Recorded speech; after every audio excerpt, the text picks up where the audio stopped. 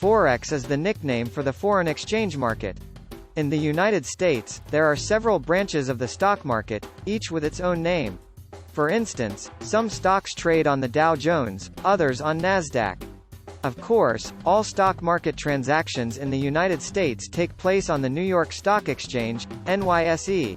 In other countries the same is true. There may be one or more distinct markets. However, international trade takes place on the market termed the foreign exchange market or Forex. Several countries across the world in almost every time zone participate in trade on Forex, with multiple currencies being utilized and stocks and commodities from all participating countries being offered for trade. Because there are so many nations and time zones involved, Forex does not function as a business day entity like most domestic stock markets. It remains open for trade 24 hours a day, 5 days a week. Of course, these additional hours increase the risk factor intensely for those of us who are human and obviously cannot monitor our investments 24 hours a day. This means that the value of your holdings could potentially plummet overnight, while you sleep because other countries are still trading while you are in a dream world. Again, it is like a car. There are many moving pieces under the hood, and just because you cannot see them does not mean they are not functioning. This is one reason for several safety options, like limit orders, which we will discuss later. This is also why it is strongly recommended that your first attempts to make money on the stock market are not transactions that take place within the foreign exchange market but on a standard 9 to 5 domestic trading market. In our car analogy, this would be comparable to having asked someone who has never driven or even changed the oil in a car to rebuild the engine. Forex functionality. While the functionality of Forex is the same as a domestic stock exchange, the commodities and prices are more volatile, and there are additional factors to take into consideration besides the typical risks associated with a domestic market. You will have to contend with not only the value of your stocks and your currency but also the foreign currencies involved in any trades or exchanges on Forex, as well as the inconsistencies of values of particular goods and services across international borders. It is like driving a car with a standard transmission as opposed to an automatic. On the domestic front, the work is mostly done for you, and all you have to do is navigate, much like an automatic transmission. However, shifting gears is quite similar to having to constantly take part in the currency conversion. It can be distracting, and it certainly complicates the act of driving. Because the financial situation of many countries is not as secure as that of the United States, this can pose a formidable problem in determining where to invest your money and what to expect next in the international market. Knowing what countries and currencies are involved in Forex can assist you by allowing you to more closely monitor the financial situation in the nations with which you will be interacting. The history of Forex. When foreign trade began, it was not an international trade market.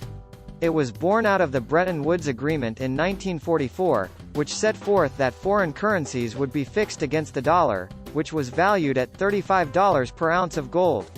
This precedent was first put into practice in 1967 when a bank in Chicago refused to fund a loan to a professor in the sterling pounds.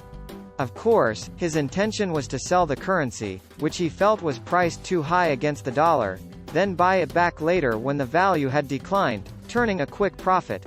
After 1971, when the dollar was no longer convertible to gold and the domestic market was stronger, the Bretton Woods Agreement was abandoned, and the currency conversion process became more variable. This allowed for a stronger backing in the foreign markets, and the United States and Europe began a strong trade relationship. In the 1980s, the market hours and usage was extended through the use of computers and technology to include the Asian time zones as well. At this time, foreign exchange equaled about $70 billion a day. Today, about 20 years later, the trade level has skyrocketed, with trade equaling close to $1.5 trillion daily. Originally, trading across international lines was more difficult, with several different currencies involved across Europe. Though the major players in the European market were deeply involved in and veterans of international trade by the time other markets joined in, there were more currencies to keep track of, the franc, the pound, the lira, and many more, than were reasonable. With the birth of the European Union in 1992, the wheels were set in motion to create a single currency that would be used across most of Europe, and the euro was finally established and put into circulation in 1999. Forex today. While some countries have still not accepted the currency as their own, such as Britain, which still uses the sterling pound, the process of currency conversion has been simplified without the large number of various currencies that were previously dealt with. Instead of dozens of currencies, the main countries trade in 5, US dollars, Australian dollars, British pounds sterling, the euro, and the Japanese yen. Today, the foreign exchange market is international and worldwide. The market is open 24 hours a day, 5 days a week, to accommodate all of the time zones for all of the major players. These now include most of Europe, the United States, and Asian markets, especially Japan. Even Australia has joined the international trading markets, and since such nations are halfway around the world from some of the other top players, time zones obviously must be taken into consideration. Another completely separate but perhaps more important concern with trading in Forex is understanding how trade works in multiple currencies. How can you compare the value of stock across international lines if the values are expressed in two separate, non-equivalent currencies? And how do you measure gains and losses when the conversion rate is constantly changing?